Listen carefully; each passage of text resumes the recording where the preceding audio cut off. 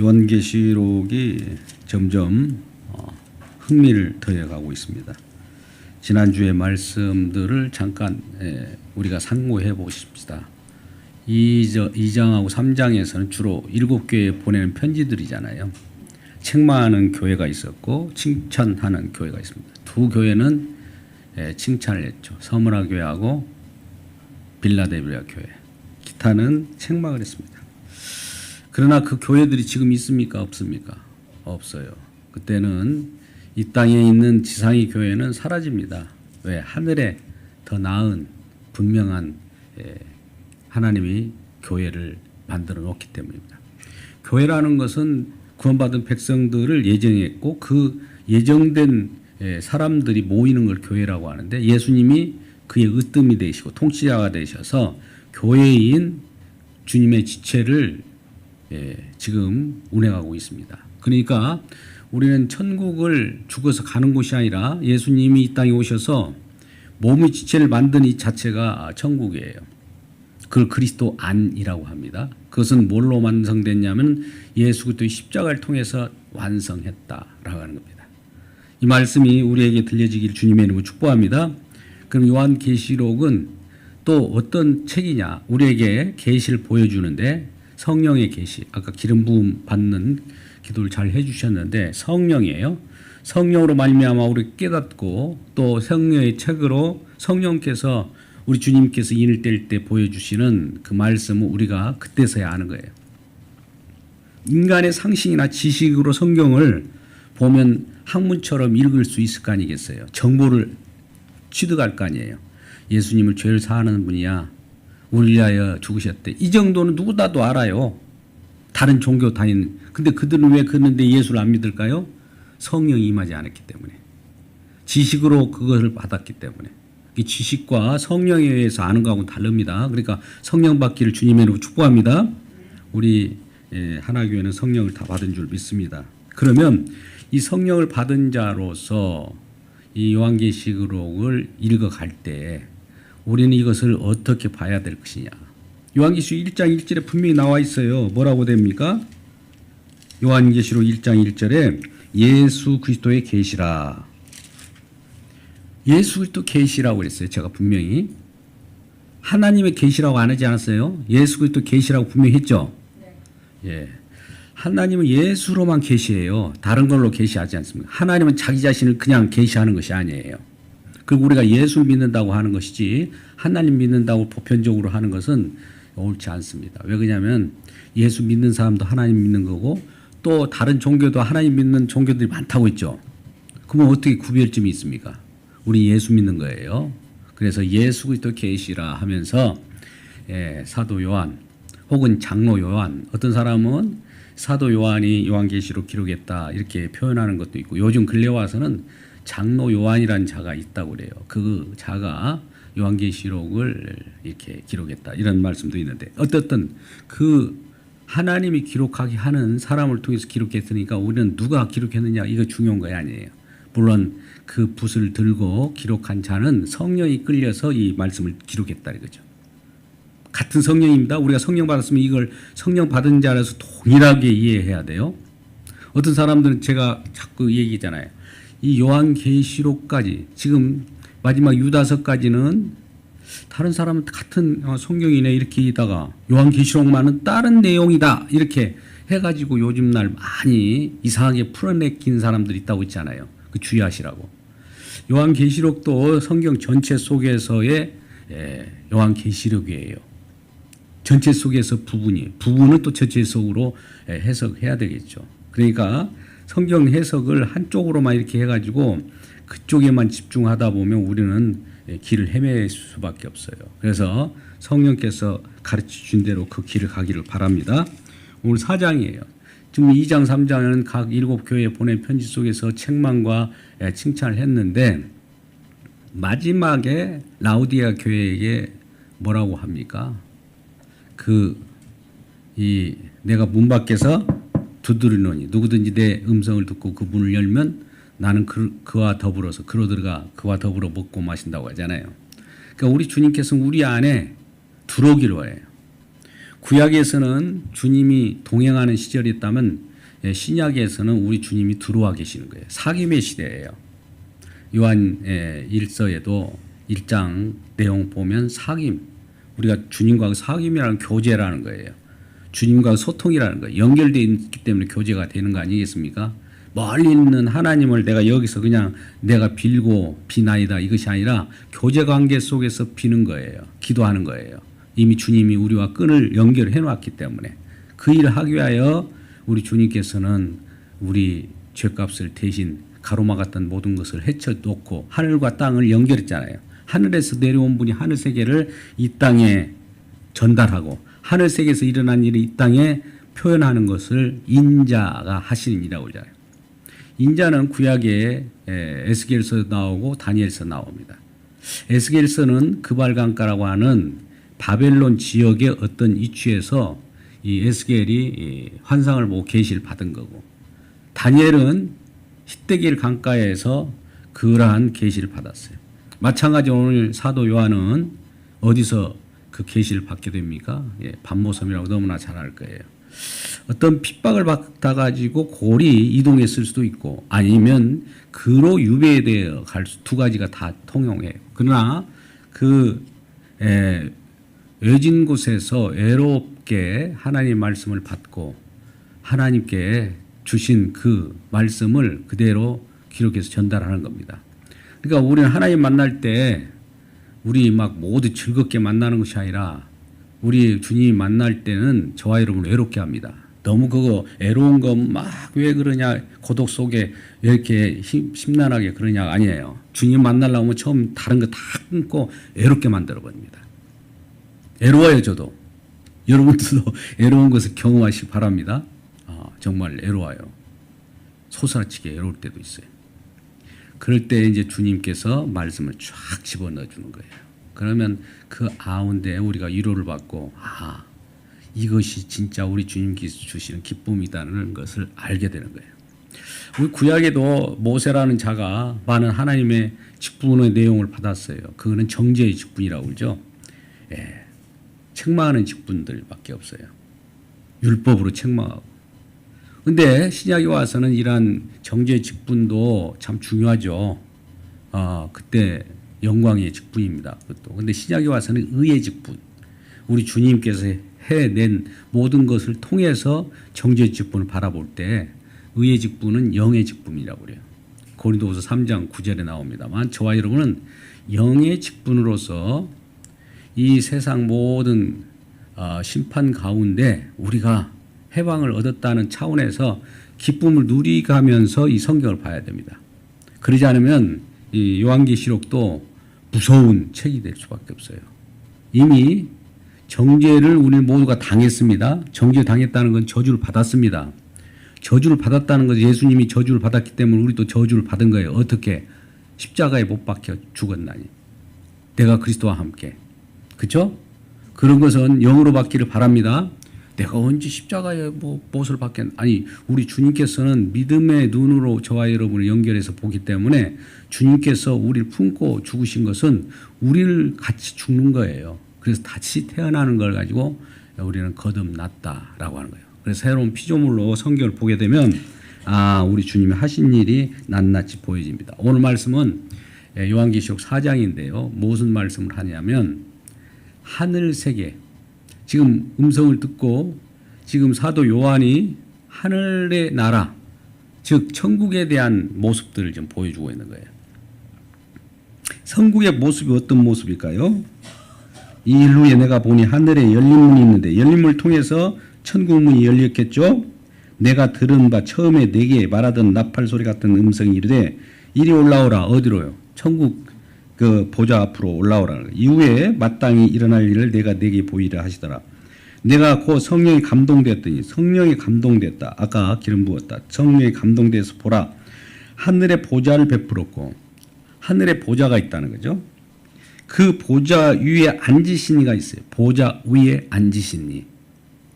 그 주인공이 있겠죠. 앉으신 이 모양이 벽옥과 홍보석 같다. 벽옥, 홍보석. 구체적인 제가 이런 이 보석에 대해서는 잘 모르지만은 아무튼 값진 것으로 여겨집니다. 또 무지개가 이렇게 둘러져 있는데 보좌에 둘렸는데 그 모양이 녹보석 같더라. 벼곡, 홍보석, 녹보석. 이런 모습들을 보면은 보좌가 얼마나 값진 보좌고 참 우리가 그걸 바라볼 때마다 얼마나 주님이 대단하신 분이라는 걸 알게 되죠. 또 보좌에 둘러 앉아서 24 보좌들이 있고 그 보좌들 위에 24 장로들이 있어요. 24 장로는 물론 구약의 12지파와 신약의 12사도를 표현하지만 믿는 사람들의 모습이에요. 저와 여러분이 믿는 자들이잖아요. 지금 요즘 날 뭐 장로들만 거기 앉아 있는 것이 아니에요. 그 24 장로라는 것은 12지파라는 것은 예수를 믿는 사람들의 모습이다. 그 보좌 위에 24 장로들이 흰 옷을 입고 있어요. 흰 옷. 누가 입혀주셨을까요? 우리 주님께서 흰 옷을 입혀준 거예요. 머리에 금관을 쓰고 앉았더라. 다 금관을 24 장로들이 다 쓰고 있는데 흰 옷을 입고 있어요. 얼마나 그 모습이 화려합니까? 또 5절에 보좌로부터 번개와 음성과 우레소리가 나고 보좌 앞에 켠 등불 7이 있으니 이는 하나님의 7 영이라. 자, 보좌 앞에 등불이 있다는 거죠. 7 등불이 있다는 거예요. 7이 하나로 뭉쳐지잖아요.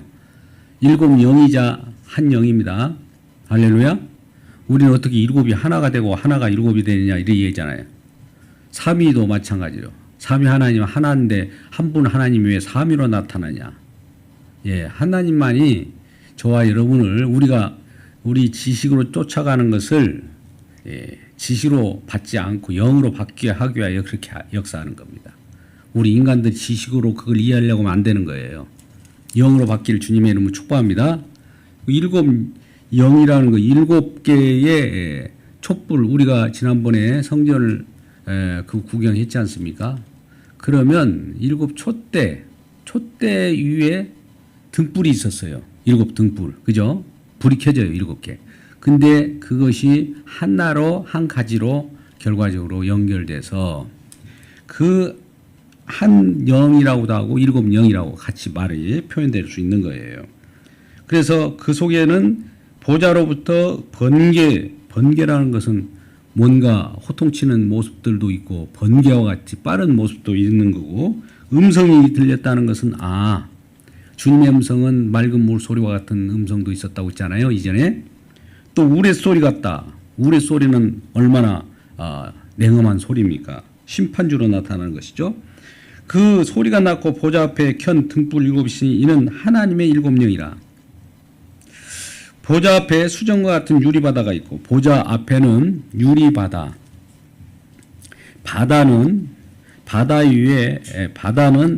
유리바다라고 하는 것은 유리 밑에 바다가 있는 거죠. 바다라고 할 때 우리가 표현하는 것은 심판의 세계입니다. 바다가 어떻게 보면 영적으로 보면 어두운 세력들이 올라오는 곳이에요. 나중에 우리 요한계시록 12장 가서 보겠지만은 바다에서 올라와요. 짐승이.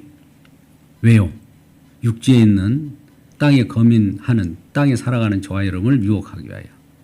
그래서 이 바다를 이렇게 심판해 놓고 발로 밟는 그런 모습으로 이렇게 보면 돼요. 유리바다가 보좌 가운데 보좌 주위에 4 생물이 있는데 앞뒤에 눈들이 가득하다. 4 생물이 있어요. 4 생물이 우리가 상상하기에 또 그려보기에도 그려볼 수 없는 그런 모습입니다. 에스겔서에서도 1장에서 나타난 바 그발강가에서 포로로 잡혀갔던 에스겔이 보았던 그 4 짐승과 같은 표현이에요. 구약 성경을 이 신약의 요한계시록 가서 인용해 가서 와서 표현한 겁니다. 그러니까 구약과 신약 성경을 우리는 그걸 두 가지를 다른 별개의 책으로 보지 말고 같은 책인데 신약을 전제로 해서 신약이 완성됐잖아요. 전제로 해서 구약을 보는 겁니다. 구약을 배경으로 해서 신약을 보는 겁니다. 잘 들어보세요. 방금 제가 같은 말 안 쓴 거 아니에요. 신약을 전제로 해서 구약이 쓰여진 거고 구약이 배경이 돼서 신약이 나타난 거예요. 배경이라고 하는 것은 그림자예요. 배경이라는 것은 주인공을 받쳐주는 내용이에요. 주인공을 받쳐주는 내용이 있어야 주인공이 나타날 거 아닙니까? 그렇죠? 신약은 주인공이 나타났어요. 예수 그리스도의 계시라 해가지고 예수님이 나타난 거죠. 그런데 보좌 주위에 네 생물이 있대. 네 생물이 어떤 모습을 가지고 있는가? 7절에 그 첫째 생물은 사자 같고 그 둘째 생물은 송아지 같고 그 셋째 생물은 얼굴이 사람 같고 그 넷째 생물은 날아가는 독수리 같다. 자, 사자 같고 사자도 아니에요. 송아지도 아니에요. 송아지 같다고 그랬어요. 사람 얼굴과 같고 독수리 같은데 네 생물은 각각 6날개를 가졌다. 6날개라는 것을 우리가 이사야서 6장에 보면은 거룩하다 거룩하다 하면서 이사야가 성전에서 만난 그 환상의 모습들을 표현할 때 그렇게 하잖아요. 스라비라고 천사가 이렇게 한쪽 날개로는 날개를 달고 위로는 자기 모습을 얼굴을 가리고 밑에로는 그걸 수치를 가리고 이렇게 해서 6날개로 자기 자신을 왜 주님 앞에 너무 주님이 거룩하기 때문에 천사마저도 자기 얼굴을 마음대로 못 들어요. 하나님 앞에서는. 그러면서 뭐라고 표현하면은 너무 거룩하니까 천사들도 거룩하다 거룩하다 내 생물도 거룩하다 그들이 내 생물도 그 내 생물들이 천사와 같은 역할을 하는데 거룩하다 거룩하다 누가요? 보좌 앉으신 그분이. 그러니까 이 모습은 천국의 모습은 주님을 날마다 찬양하고 예배하고 거룩하다. 이 모습이 천국이구나. 이걸 아셔야 돼요. 그럼 어떤 사람은 이런 생각을 할까요? 이거 그러면 천국도 별거 없네. 이 땅이 더 재밌겠네. 이런 사람은 문제가 심각한 거예요. 그 기쁨을 몰라서 그런 겁니다.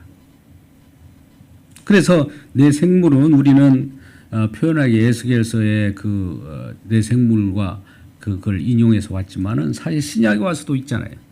마태, 마가, 누가, 요한복음을 얘기하는 거예요.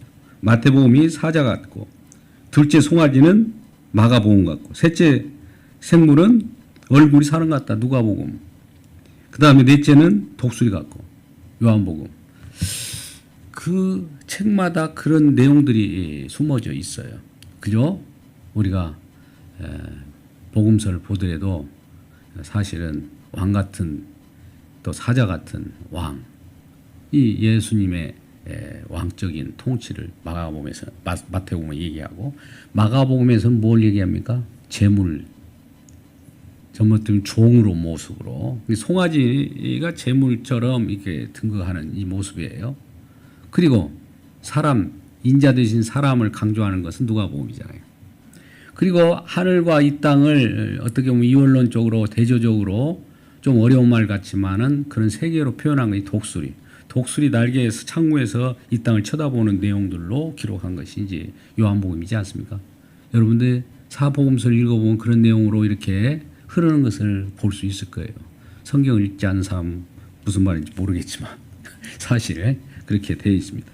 그래서 네 생물이 각각 6날개로 이 날개가 6개예요. 아까 그 날고 숨기고 하나 수치를 감추고 그렇게 해서 그 날개를 가지었고 그 네 생물의 안과 주위에는 눈들이 가득하더라. 눈들이 가득하여 눈이라는 표현들 많이 합니다. 밤낮 쉬지 않고 이렇게 밤이고 낮이고 소용없어요. 이들은 뭘 하느냐? 주님을 보좌에 앉으신 저 주민을 바라보면서 거룩하다. 저는 이렇게 인간적인 말로 거룩하다 표현했지만 그 천사들은 어떻게 거룩하다를 어떻게 표현하는지를 모르겠어요. 아주 거룩하다는 표현을 할 거예요. 주 하나님 곧 전능하신 이여 전에도 계셨다는 거 뭡니까? 과거에도 계셨고 이제도 계시고 지금 현재도 계셔요. 그리고 장차 오실리라. 과거에도 계신 분이 현재도 계시고 미래에도 계신 분이 이분은 과거 미래 현재에 상관없이 시간에 상관없이 계신 분이라는 거예요. 어떤 분인 거 대충 알겠죠? 9절 그 생물들이 보좌에 앉으사 세세토록 살아계시는 이에게 영광과 존귀와 감사를 돌릴 때 그 생물들이 천사들과 같은 생물들이요 보좌에 앉아서 그들도 앉아서 세세토록 살아계시는 이에게 영광과 존귀와 감사를 돌릴 때 세세토록 살아계시는 아니 세세토록 살아계신다는 것은 영원히 살아계신 분 아니겠어요? 표현이 그죠? 근데 보좌 앉으신 분이 세세토록 살아계셨는데 이런 표현이에요. 이전에 그 세세토록 살아계신 그분을 뭐라고 말하냐면은 한번 죽은 분이라는 거예요. 일찍이 죽임을 당한 것 같더라. 5장 6절에 한번 보세요. 내가 보니 보좌와 네 생물 장로 사이에 어린 양이 서 있는데 일찍이 죽임을 당한 것 같더라. 세세토록 살아계신 분이 일찍이 죽임을 당한 것 같더래요. 살아있는 거하고 죽임을 당한 거하고 우리는 이해가 안 가잖아요. 그죠? 우리 인간의 이해 이성으로는 죽지 않아야 하나님이에요. 유대인들도 죽은 예수님을 안 믿어요. 그렇기 때문에. 근데 우리는 왜 예수님을 십자가에 죽은 예수님을 하나님으로 믿을까요? 죽음이 없다는 것을 알려주기 위한 방편이 영원토록 죽지 않는다는 그 표현이 죽었다, 죽음을 당해 보여야 돼요. 경험을 해봐야 되는 거예요. 제가 그러잖아요. 하나님 말씀은 절대적인 말씀이지만 이 말씀이 인간이 범죄함으로 말미암아 이해할 때는 말씀 그대로 받아들이기가 쉽지 않아요. 범죄하기 전에는 아담도 범죄하기 전에는 하나님 말씀 그대로 받아가지고 이건 고양이, 이건 호랑이, 이건 코끼리 할 때 그대로 되었어요. 범죄한 이후로는 이게 안 맥히는 거예요. 저게 내가 사단을 제압하려도 제압이 안 되는 거예요. 오히려 미혹을 당하고. 또 예를 들어서 토끼라고 얘기해도 토끼가 아닌 걸 토끼라고도 하기도 하고. 그러니까 범죄한 인간들은 뭔가 지시해도 틀려요. 뭔가 알아맞히지도 못해요. 타겟을 조정할 수가 없다고요. 그러면서 자기 멋대로 살아가는 거예요. 범죄하는 인간들은. 그러니까 이를 사람들에게는 하나님께서 계시 영을 주어서 그거 하나님 절대적인 말씀을 깨닫게 하는 거예요.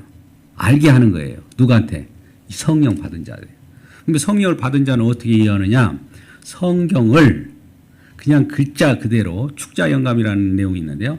무슨 말씀을 하면 그대로 알아듣지 못하니까 그대로 알아들으면서 원을 연구하고 무슨 뭐 그런 이상한 사람들이 많이 있는데 그것이 아니에요.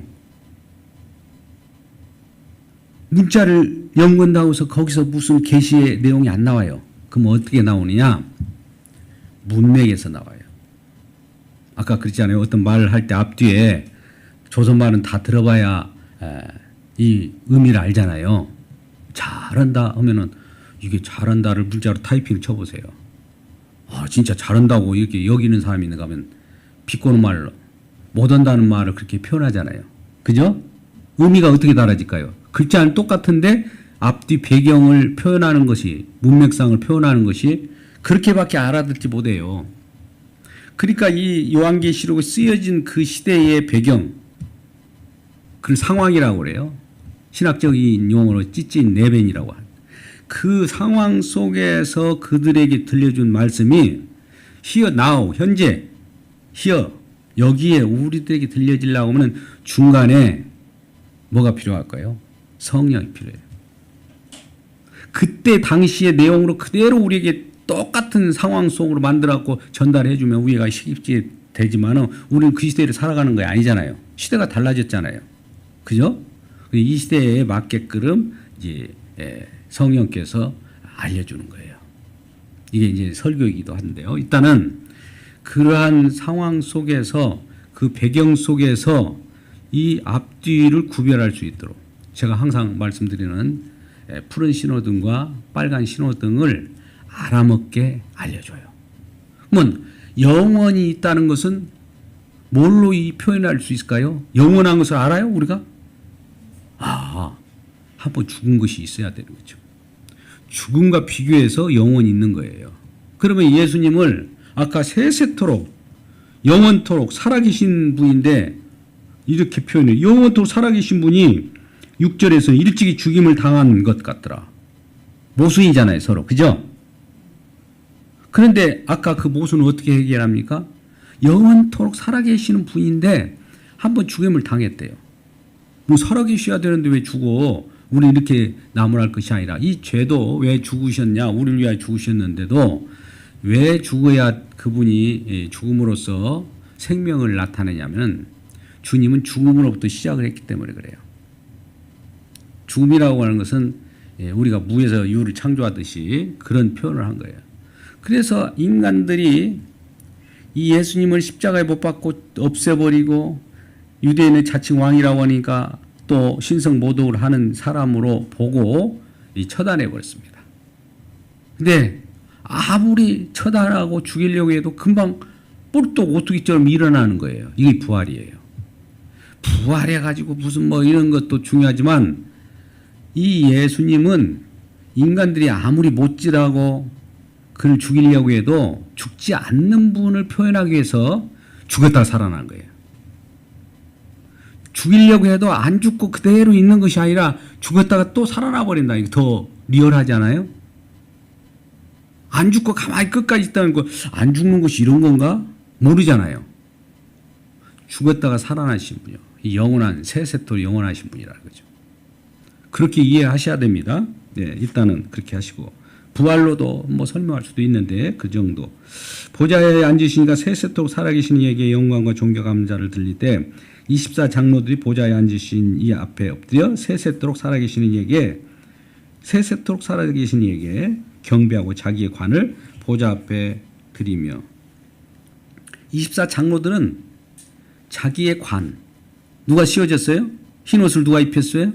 관을 씌워줬는데 그걸 이걸 어떻게 우리가 받을 수 있습니까? 날마다 죄만 지다가 지금 주님의 주님이 의롭다 하심으로 주님의 용서하심으로 지금 천국에 들어왔어요. 천국은 어떤 자들이 간다고요? 용서받은 자들이 가잖아요.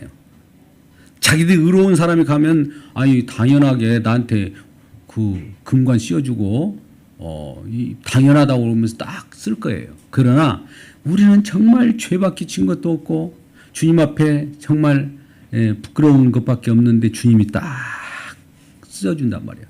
그러니까 나는 자격 없는 나에게 이런 거를 써주다니요. 주여 이 관은 주님이 받으셔야 됩니다 하면서 24장 노래 전부 관을 벗어서 어때요?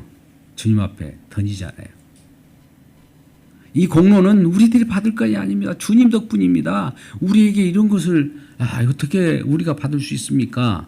이 모습이 천국의 모습이라는 거예요. 지금 아까 천국의 모습이 무슨 24장로들과 내 생물 막 이런 이 모습들이 더 중요한 것이 아니라 거기서 어떤 일이 일어나는가가 더 중요해요. 할렐루야.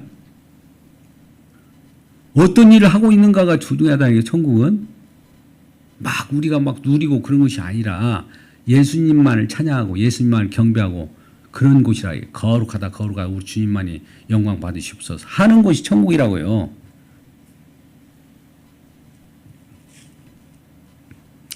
11절 우리 주 하나님이여 영광과 존귀와 권능을 받으신 것이 합당하오니 주께서 만물을 지으시고 주께서 만물을 지었대요. 주께서 창조하셨대요. 창조주네요. 구약에서 태초에 하나님이 천지를 창조하신 하나님이 창조한 거 아닌가? 예수님 창조했다고 더 구체적으로 나와요. 만물이 주의 뜻대로 있고 만물이 지금 있는 우주 저 화성 어디든지 별들 이 주의 뜻대로 있대요. 이게 주님의 뜻 가운데 주님을 그들은 별들 해달별들이 다 주님의 영광을 위하여 존재한 거예요. 이 자연세계가 누구를 위하여 존재한다고요? 주님을 위하여. 오늘 요한계시록 하고 있습니다만 골로새도 우리가 주일 예배를 드리고 있습니다만 골로새 1장 15절 16절에 그 만물이 그에게서 나오고 그로 말미암고 그를 위하여 창조된 거예요. 만물이 존재하는 모든 목적도 주님을 위하여 존재한다고요. 근데 우리 인간들은 우리 생각만 하잖아요. 나 위에 뭐가 있을 거야.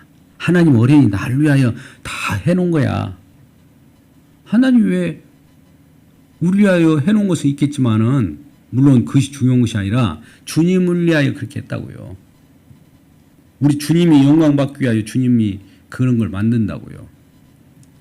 그러니까 항상 이걸 바꿔버리면 안 돼요. 주님을 위한 것인데 인간을 위한 것으로 바꿔버리면 우리는 성경도 인간을 위한 책으로 보면 성경 도구주의라고 해요. 성경 도구주의가 뭔지 알면 성경을 나를 위한 도구 정도로밖에 안 봐요. 뭐 예수님 또 혹은 예수님 십자가를 나를 위한 것으로 물론 나를 위하여 뭐 우리 찬양을 하지만 그건 궁극적으로 그렇게 하여서 주님을 위한 영광으로 돌려줘야지 나만 이렇게 생각하면 그 예수님도 우상 예수가 되고 그 십자가도 우상이 되는 거예요. 십자가라고 해서 다 옳은 것이 아닙니다. 우리가 어떻게 믿느냐에 따라서 우상이 되고 또 우상이 아닌 예수가 될 수 있는 거예요.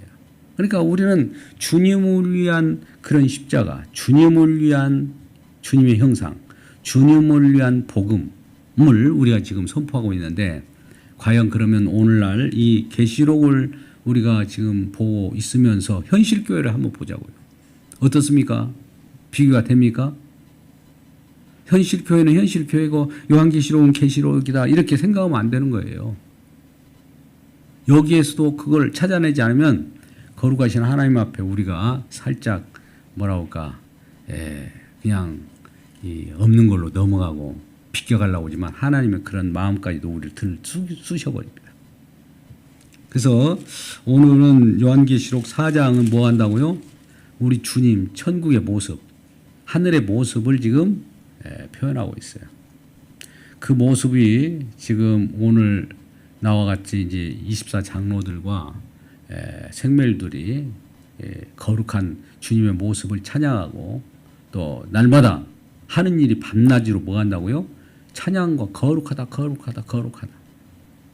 거룩하다라는 말로 거룩하다라고 표현하는 것이 아니라 모든 것이 이건 우리 말로 표현하기가 쉽지 않아요.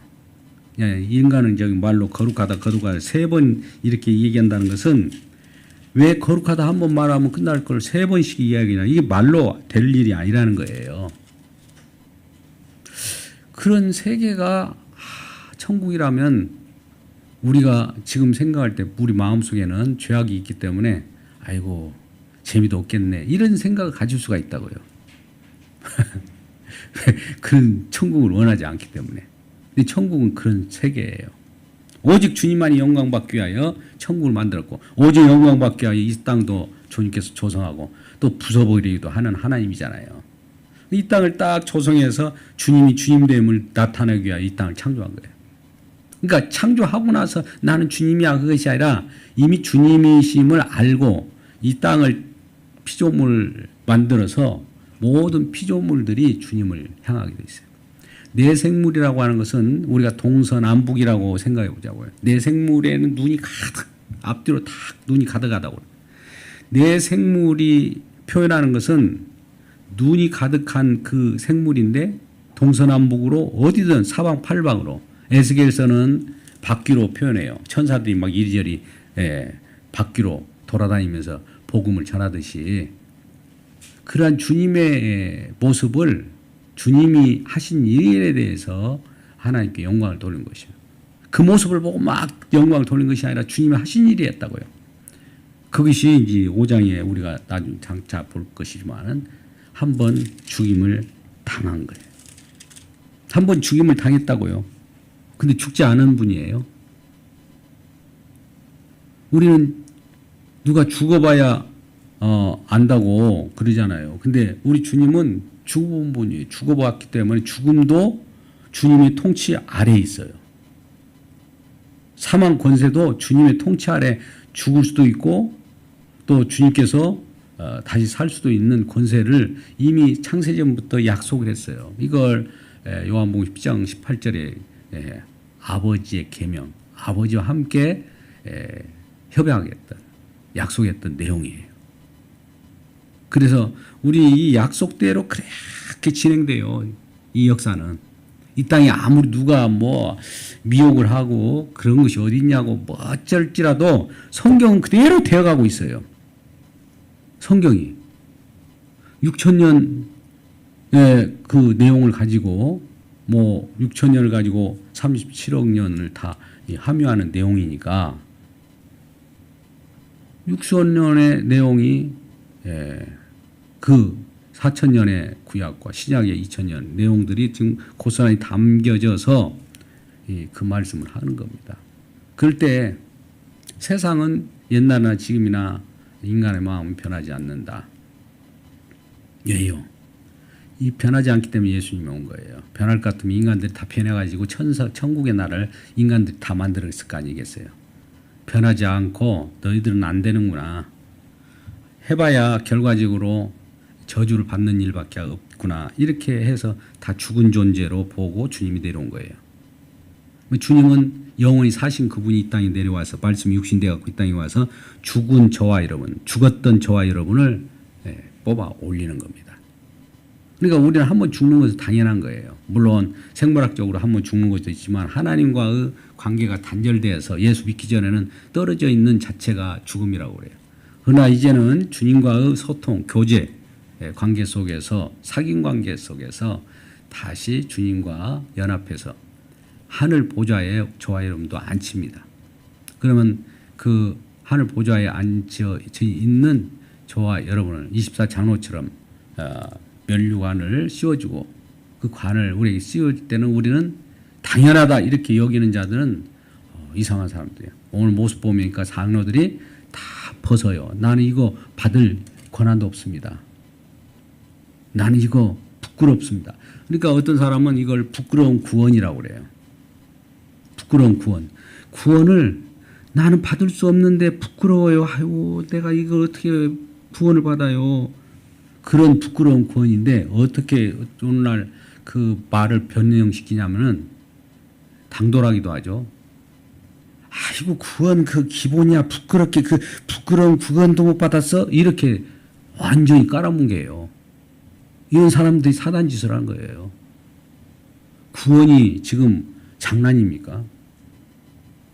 구원이라고 표현한 것이나 영생이라고 표현한 것이나 영원토록 살아계신 주님과 함께 사는 것이나 왕노릇 하는 것이나 똑같은 말이에요. 표현상 구원이라고 하는 것이. 구원은 기본이고 어디가 구원이 기본입니까? 주님께서 피 흘려서 우리의 왜 죄악 때문에 우리 인간의 그러한 여러 가지 그릇된 행실과 우리의 모든 것들을 우리가 옳다라고 주장하는 우리는 옳고 그름을 따지는 수가 없어요. 주님만이 옳고 우리는 다 틀렸습니다 하는 것이 순종입니다. 순종은 뭘 따라서 행동으로 그 뭐 복종하듯 군대에서 하는 것이 순종이 아니라 성경에서 말하는 순종은 나는 무익한 종입니다. 주님만이 옳습니다. 우리는 다 실패입니다. 이거 순종이라고 그래요. 그러니까 성경 속에서는 우리는 모든 것이 주님만이 거룩하고 주님만이 옳고 우리는 무익한 종입니다를 고백하는 자가 예수를 믿는 사람인 거예요. 그러니까 예수 그리스도의 계시라고 그랬어요. 하나님은 예수 그리스도로만 계시했어요. 하나님은 자기 자신을 드러낼 때 예수로 계시했다고. 예수로만 보여줬어요. 예수를 만난 사람은 하나님 만났다고 표현할 수 있어요. 예수님의 아버지가 하나니까 예수님하고 하나로 이렇게 연결되어 있어요. 종속 관계가 아니라 동일 관계예요. 우리는 아버지 밑에 아들 이렇게 가부장적으로 생각하지만 하나님 나라는 그런 것이 아니라 아들이나 아버지나 동일한 존경함을 받을 분이에요. 그래서 우리가 생각하듯이 이렇게 성경을 보면 안 되는 거고 주님이 가르쳐 준 대로 해석해야 돼요. 오류가 없기를 바랍니다. 그래서 우리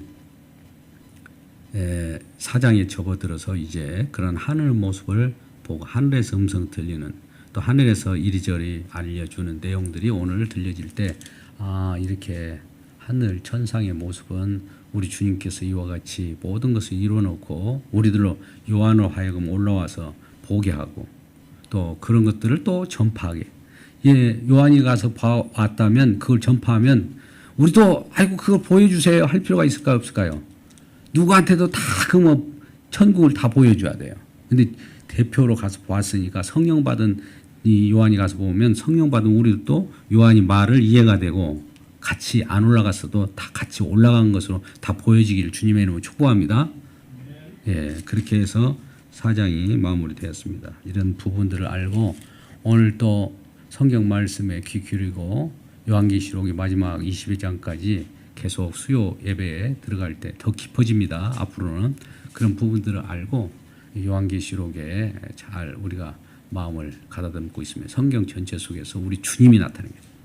요한계시록도 예수님의 주님됨을 드러내는 거예요. 예수님이 십자가를 드러내는 내용이다 이거예요. 다른 것이 아니에요. 가장 요즘에 현혹되기 쉬운 것이 세대주의라고 있어요. 옛날에는 성부시대, 지금은 이전에 은혜시대, 성령시대 막 구분하잖아요. 이거 다 세대주의라고 그래요. 무슨 시대가 있어요 주님 앞에. 과거나 현재나 미래나 아까 동일한 하나님인데. 그래가지고 앞으로 이제 어떻게 일어날 막 전쟁이 어디에서 일어날 것이라고 하고 무슨 뭐 프리메이즌 이런 얘기다고 666 얘기하고 사고 파는 것을 못하게 하고 뭐 그런 쪽으로 막 몰아가지고 그러면 표 받은 사람은 지옥 간다 이런다고 벌벌벌벌 떨고 그러면 그런 분들에게는 이곳에 오셔서 이 성경 계시 말씀을 한번 차근차근 같이 풀어보자고 합니다. 그래서 같이 은혜 받고 절대적으로 우리가 말씀을 들을 때도 이 하나교회도 주일날 설교문을 이렇게 다 프린트해서 제공해드립니다. 이거 그냥 제공 슬쩍슬쩍 끌적거려가지고 드린 거 아니에요. 한 주간 그걸 가지고 묵상해 보세요. 그럼 지금까지도 성경 해석이 이전에 우리가 신학을 배워갖고 이상하게 오류로 빠졌던 그런 신학 체계에다는 것은 이런 게 예수님 십자가에서 싹 부서져 버립니다. 무너져야 돼요. 그럼 새롭게 주님께서 성립해 줘요. 그 말씀을 해야 돼요. 근데 가끔 가다가 이곳에서 얘기하는 것을 그대로 하지 않고 물론 뭐 다른 교회나 똑같은 그 예수 그리스도를 증언한다면 그런 교회들도 좋죠 우리가. 근데 요즘에는 많이 오염됐어요. 아무거나 막 책을 갖다가 이거 하면 되겠네가 아니에요. 여기에 그 설교문이라도 한 주간 하기도 어렵다면서요. 또 어떻게 해서 어떤 사람은 같은 말이네 또 해가지고 안 봐버리고 어떤 사람은 어렵다고 하고 왜 그렇게 들려질까요? 지금 수요일 날도 제가 이 설교를 하고 주일 날은 2번 합니다. 이거 소화하기도 힘들어요. 그러면 그걸 참 가서 이 묵상도 하고 들어보기도 하고 설교를 한번 또 들어보면 제가 그거 뭐 조회수 눌러보라고 온 것이 아니라 과연 듣고 있느냐. 안 들어요 우리 성도들은. 그래서 내가 뭐 누가 듣느냐. 외부에서 좀 서핑한 사람들이 듣더라고. 그래서 그렇게 하면 내가 이제 저와 여러분이 같이 이곳에 나와서 우리 성도들 기도 잘해요. 엄청 잘하죠. 왜 흐름이 딱 맞아 들어갔어요. 그건. 그런데 이제 증거할 때 그리스도 증인이 됐잖아요. 뭐 이상한 얘기를 하면 안 돼요. 그래서 다음 주부터는 그걸 후반기에는 확인해야 되겠다. 내가 지금 이런 것들을 잘못 리더십을 발휘하고 있구나. 이런 것들을 제가 알기 때문에 그래요. 그래서 오늘도 우리는 이미 주님께서 주신 승리에 오늘 이긴 자들에 대한 내용이 나옵니다. 저와 여러분 이긴 자예요. 우리 주님 이겼기 때문에 주님 이긴 것이 우리하고 연결된 믿음이라고 하는데 그런 이긴 자들로서 성경을 보기 때문에 구약에서 모세의 그 뭐라고 하면 정죄의 직분과 우리 주님이 주시는 의의 직분이 두 가지를 다 저와 여러분이 누리고 있는 거예요. 영의 직분입니다. 그래서 성경을 볼 때마다 우리가 무엇을 증언해야 될 것인가를 분명히 알고 주님께서 오늘 보여주신 하늘 세계의 내용을 요한이 제시한 것처럼 우리도 그 앞에서 주님 앞에 경배하며 예배할 때 거룩하다 하는데 한쪽에서 막 시끄럽게 왔다 갔다 하고 그러면 좋겠습니까? 그런 것들을 한번 생각해 보시고 이 예배 가운데 우리 모두가 함께 집중하시길 주님의 이름으로 축복합니다. 기도하겠습니다. 아버지 하나님 감사합니다. 주님은 너무나 놀라우신 그러한 하나님이십니다. 어떻게 표현할 수 없고 우리에게 주신 그 은혜가 또 우리가 받을 수 없을 정도로 부끄럽긴 나름입니다. 그러나 우리 주님께서 이런 우리들에게도 관을 씌워주시고 의롭다 여기시고 우리와 함께 거룩한 백성으로 삼아주시면 감사합니다. 이런 말씀으로 우리 성령께서 인도하여 주시고 영원토록 함께 하시옵소서. 예수님의 이름으로 기도드리옵나이다. 아멘.